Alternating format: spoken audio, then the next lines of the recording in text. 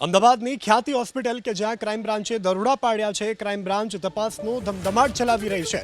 હવે આ કેસમાં ક્રાઇમ બ્રાન્ચની એન્ટ્રી થઈ છે અને 6 ટીમોએ આ અંગે તપાસ શરૂ કરી છે. હાલ તો તપાસનો ધમધમાટ છે. જો કે જે આરોપીઓ છે તે પૈકીના 4 આરોપી હજુ પણ પોલીસ પકડથી દૂર છે. ફક્ત એક આરોપીને પોલીસ ઝડપી ચૂકી છે. આપણી સાથે વરિષ્ઠ સંવાદદાતા કલ્પેશ રાવલ લાઈવ છે.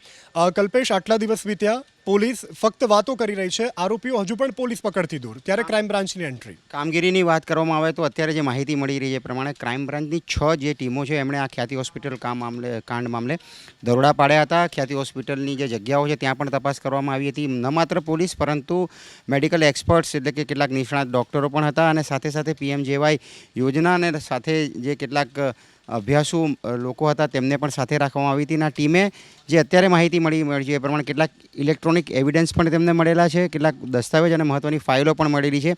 આ તમામ દસ્તાવેજોનું પુરાવાઓનો અભ્યાસ કરવામાં આવશે અને આખી જે કાર્યવાહી છે તપાસની આગળ વધારવામાં આવશે. હાલ આ ઘટનાક્રમમાં અત્યારે મહત્ત્વના દસ્તાવેજ ક્રાઇમ બ્રાન્ચના હાથે લાગ્યા હોય એ પ્રકારની માહિતી મળી રહી છે. જી કલ્પેશ, સમગ્ર જાણકારી બદલ આભાર. તો હાલ તો પોલીસ આ અંગે બધું તપાસ કરી રહી છે અને ક્રાઇમ બ્રાન્ચની હવે એન્ટ્રી થઈ છે. 6 જેટલી ટીમો હવે તપાસ કરી રહી છે. તપાસ બાદ ચોક્કસથી કોઈ તથ્ય સામે આવશે.